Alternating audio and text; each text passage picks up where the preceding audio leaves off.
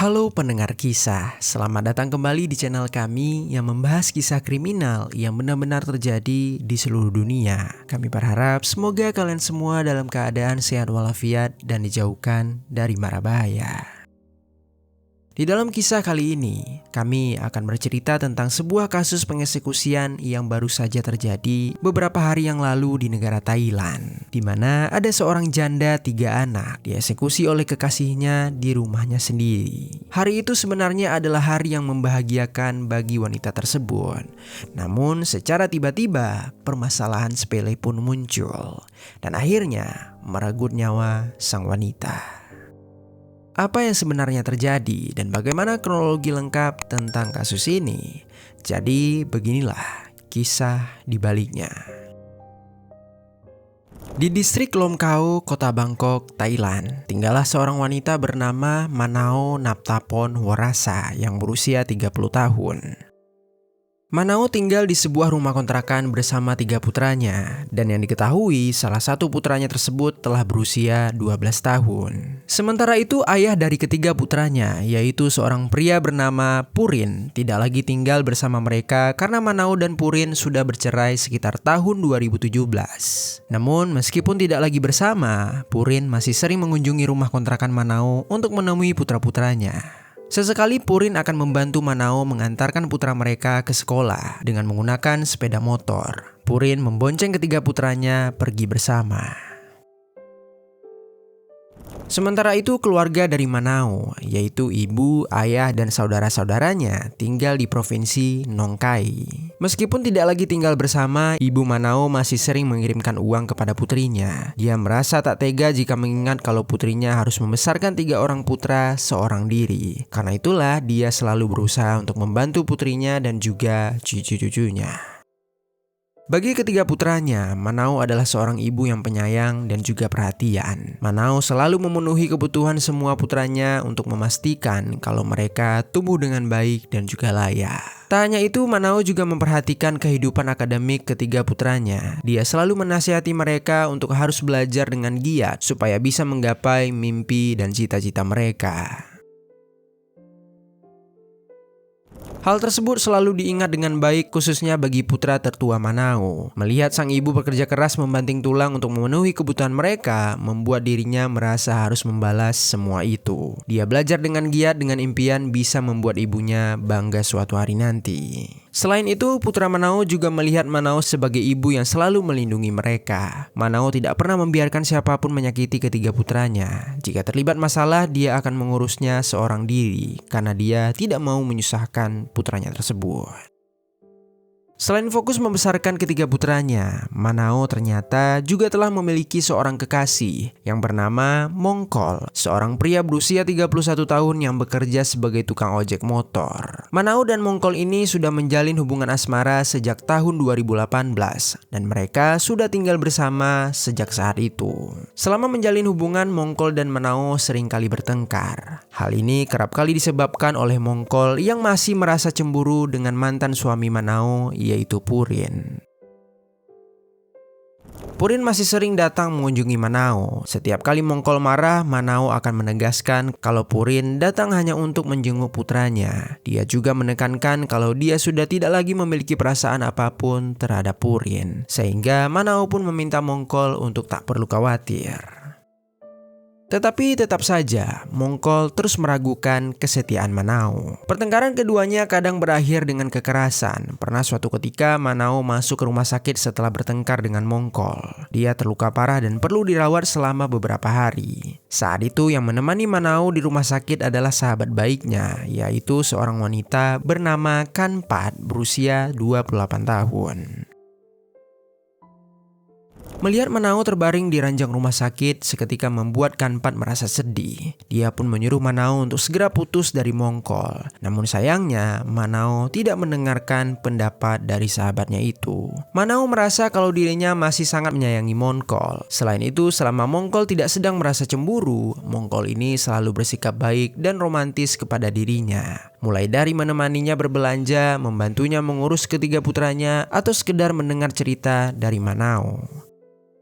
Manao merasa kalau suatu saat nanti Mongkol bisa berubah dan menjadi lebih baik terhadap dirinya. Namun harapan tinggal harapan, Mongkol bukannya menjadi lebih baik, malah menjadi semakin kasar. Singkat cerita, pada tanggal 7 Agustus tahun 2025, di pagi hari seperti biasa Manao mengantarkan putranya ke sekolah. Namun saat itu tiba-tiba saja Purin, mantan suaminya, datang ke rumahnya tanpa disangka. Purin yang melihat Manao kewalahan mengurus 3 putranya, langsung menawarkan diri untuk mengantarkan putra tertua mereka. Manao pun menerima tawaran itu. Dia membiarkan putra sulungnya diantar oleh sang ayah, sedangkan dirinya mengantar kedua putranya yang lain. Manao ketika itu tidak mengetahui kalau Mongkol sempat melihat Purin datang ke rumahnya.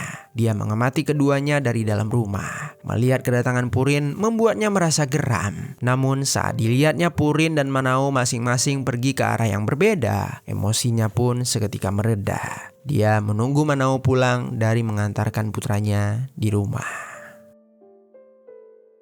Tak lama kemudian, Manao pun kembali ke rumahnya. Saat itu dia melihat Mongkol menunggunya di depan rumah. Hal itu sedikit membuatnya kaget karena tidak biasanya Mongkol melakukan hal tersebut. Namun melihat raut wajah Mongkol yang penuh dengan rasa bahagia membuat rasa kaget Manao sirna. Begitu sampai di hadapan Mongkol, Mongkol langsung mengajak Manao untuk berjalan-jalan.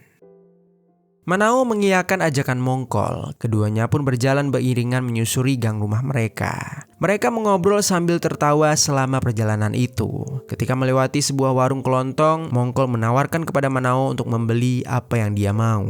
Manao yang tersipu dengan perlakuan manis Mongkol, dia pun dengan senang hati memilih sebuah minuman dingin. Lalu keduanya berbincang dengan pemilik warung kelontong sambil menikmati minuman mereka. Setelah selesai, keduanya berjalan untuk pulang kembali. Dalam perjalanan itu, Mongkol merangkul Manao dengan mesra. Di hari itu, Manao merasakan hal yang sangat bahagia. Putra-putranya sedang belajar di sekolah dan kekasihnya ada di sampingnya bersama dirinya. Saat itu segala sesuatunya bagi Manao terasa sempurna. Kemudian sampai keduanya masuk ke dalam rumah. Secara tiba-tiba, handphone Manao berbunyi. Nama Purin tertera di atas layar. Hal itu tak luput dari pandangan Mongkol. Seketika kemarahan Mongkol mulai memenuhi dirinya. Saat itu Manao menerima telepon itu, lalu berbincang sebentar dengan Purin, kemudian langsung menutup telepon. Melihat raut wajah Mongkol yang sudah dipenuhi rasa kesal, seketika membuat Manao agak khawatir. Manao berusaha untuk menghilangkan kekesalan Mongkol dengan mengatakan kalau Purin hanya sedang bertanya tentang masalah putra mereka. Namun perkataan itu tidak dapat meredakan kemarahan Mongkol karena di dalam dirinya gelombang curiga dan cemburu sudah bergejolak sejak lama. Tatapan mata yang menyimpan kecurigaan itu kini menyala lebih terang, memicu pertengkaran yang memanas dengan Manao. Keduanya pun akhirnya mulai beradu mulut. Manao mencoba membela diri, sedangkan Mongkol terus menyudutkan kekasihnya itu. Lalu kemudian adu mulut tersebut berubah menjadi tindakan yang tak terkendalikan. Tangan Mongkol terangkat menghantam tubuh rapuh di hadapannya. Tak hanya sekali, namun beberapa kali suara benturan bergema singkat di dalam ruangan, diiringi nafas Manao yang mulai terengah. Manao tergeletak tak berdaya, namun melihat hal itu tidak membuat amarah Mongkol mereda. Dia justru malah kian memuncak. Kemarahan itu dilampiaskannya melalui jemari Mongkol yang melingkari leher Manao. Sebuah cikikan yang sangat kuat menekan menghalangi jalan nafas di leher Manao. Manao meronta mencoba melepaskan diri supaya bisa kembali bernafas. Namun dia tak kuasa melepaskan tangan kekasihnya itu. Cekikan Mongkol malah semakin kuat. Seakan dia ingin menghapus semua bayangan pengkhianatan yang dia tanam sendiri dalam pikirannya. Perjuangan Manao tak membuahkan hasil, yang ada malah gerakan tangannya semakin melemah. Nafasnya tersedat dan cahaya di matanya perlahan memudar. Tubuhnya akhirnya terkulai, tak lagi melawan, hanya tersisa keheningan yang mencekam. Di sudut ruangan itu, jam dinding terus berdetak, seolah tidak peduli pada pertengkaran antara kedua insan itu. Aroma siang hari tetap meresap dari jendela, namun di dalam rumah itu, udara terasa berat membeku di sekujur tubuh yang terbujur diam. Menyadari kalau Manao sudah tak lagi bergerak membuat Mongkol melepaskan cekikannya. Di tengah kepanikan dia mengecek nafas Manao dan merasakan kalau Manao masih hidup. Dengan cepat Mongkol pun mengangkat tubuh Manao, membawanya ke dalam kamar lalu diletakkannya di atas kasur. Kemudian tanpa banyak berpikir dia menutupi tubuh Mao dengan selimut. Selama beberapa saat Mongkol berpikir tentang apa yang harus dia lakukan. Dia memandang wajah Manao, melihat wajah Manao yang teduh dan tenang. Sama sekali tidak menunjukkan rasa sakit. Ketika itu Mongkol pun berpikir kalau mungkin Manao hanya tertidur. Karena hal itu dia pun meninggalkan Manao sendirian di kamar tersebut. Dia berharap sebentar lagi Manao akan kembali terbangun dalam keadaan sehat. Namun sayangnya, setelah beberapa jam berlalu, Manao tak kunjung bangun, tak peduli sekeras apapun Mongkol mengguncang tubuhnya. Mongkol seketika kembali diliputi perasaan panik. Sebentar lagi putra-putra Manao akan pulang. Mongkol pun merasa harus segera melakukan sesuatu. Akhirnya, Mongkol pun memutuskan untuk menghubungi pihak petugas medis agar dapat meminta bantuan. Tak lama kemudian, ambulan pun sampai di rumah Manao. Saat itu, petugas medis harus bersusah payah masuk ke dalam gang. Kedatangan petugas medis tersebut membuat suasana menjadi ramai. Rumah Manao langsung dikerubungi petugas medis dan juga para tetangga. Begitu sampai di dalam rumah, mereka langsung memeriksa keadaan Manao. Dan ketika itulah, mereka langsung menyadari kalau Manao sudah tidak lagi bernafas.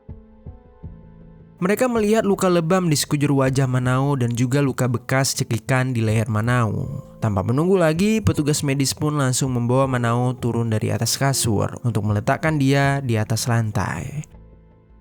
Lalu petugas pun langsung memberikan alat CPR, berharap hal tersebut bisa membawa kembali nafas Manao. Namun sangat disayangkan, setelah sekitar 30 menit melakukan CPR, petugas medis tetap tak bisa menyelamatkan Manao. Mereka pun menyatakan kalau Manao telah benar-benar meninggal dunia. Selama semua proses tersebut berlangsung, Mongkol hanya bisa berdiam diri di pojok ruangan. Dia tak berani bicara dan hanya menatap penuh kekosongan ke arah tubuh Manao. Sementara itu, kabar meninggalnya Manao dengan cepat tersebar ke teman dan juga kerabat Manao. Kanpat sebagai sahabat langsung mendatangi rumah Manao, sedangkan Purin, mantan suami Manao, langsung menjemput putra mereka. Dia membawa putranya pulang dari sekolah supaya bisa melihat ibu mereka untuk yang terakhir kalinya. Begitu para putra Manao sampai di rumah, suasana yang tadinya sepi langsung berubah diisi suara tangis dari mereka. Air mata mereka tumpah begitu melihat sang ibu terbaring tak bergerak di depan rumah mereka. Saat itu, Kanpat yang sudah sampai langsung memeluk erat putra tertua Manao, berusaha untuk menenangkannya serta memberikannya kekuatan. Lalu sementara itu, pihak kepolisian juga mulai berdatangan. Mereka datang setelah menerima laporan dari petugas medis yang melihat adanya luka cekikan di leher Manao. Begitu sampai di lokasi, polisi langsung mencatat keterangan dari para saksi, yaitu warga sekitar. Saat itu beberapa warga memberikan keterangan kalau mereka sempat mendengar suara pertengkaran dari dalam rumah korban. Namun mereka tidak melakukan apa-apa karena hal tersebut sudah sering terjadi. Mereka juga tidak menyangka kalau pertengkaran tersebut akan berakhir menjadi seperti ini. Dari keterangan warga tersebut, polisi pun mengetahui identitas pelaku yang tak lain adalah Mongkol. Polisi langsung menuju ke arah Mongkol. Tanpa menunggu lagi, mereka langsung mewawancarai Mongkol. Dalam wawancara itu, Mongkol menjelaskan kalau dia memang sempat memukul dan mencekik Manao. Namun dia menegaskan kalau dia sama sekali tidak berniat untuk mengeksekusi Manao. Dia berpikir Manao sedang tertidur dan karena itulah dia menyelimuti Manao di atas kasur. Dengan pernyataan itu, polisi kemudian menangkap Mongkol. Mereka segera membawanya ke kantor polisi untuk dilakukan proses hukum lebih lanjut. Sampai saat video ini dibuat, Mongkol masih berada di dalam tahanan polisi. Proses peradilan terhadap dirinya belum juga berlangsung. Dan kemungkinan besar Mongkol akan didakwa dengan tuduhan pengeksekusian dengan disengaja atau penganiayaan yang menyebabkan suatu kematian. Nantinya jika dia dinyatakan atas pengeksekusian dengan disengaja, dia akan terancam menerima hukuman paling ringan 15-20 tahun penjara atau paling berat hukuman eksekusi. Namun jika dia dinyatakan bersalah atas penganiayaan yang menyebabkan kematian, kemungkinan hukumannya lebih ringan, yaitu penjara 3-15 tahun penjara. Sementara itu di rumah kontrakan Manao, tawa dari putra-putranya telah berubah menjadi tangis kesedihan.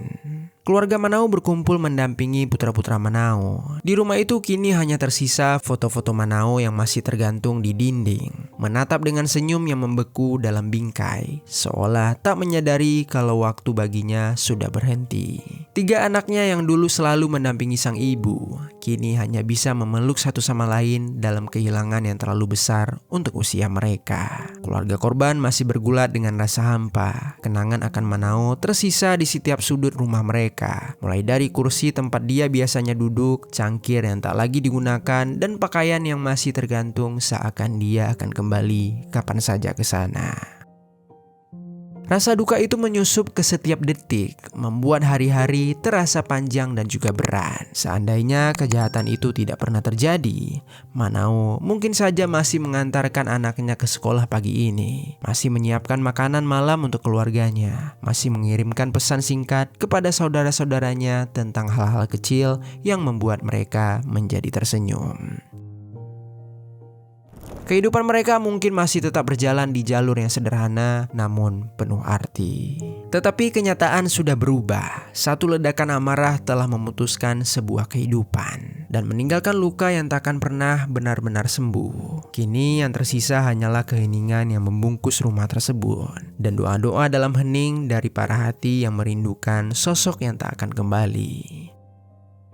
Untuk itu, mari sama-sama kita berdoa. Semoga keluarga Manao bisa melalui kesedihan ini dan melanjutkan hidup mereka menjadi lebih baik. Serta juga untuk Manao, semoga Manao dapat beristirahat dalam damai di alam sana.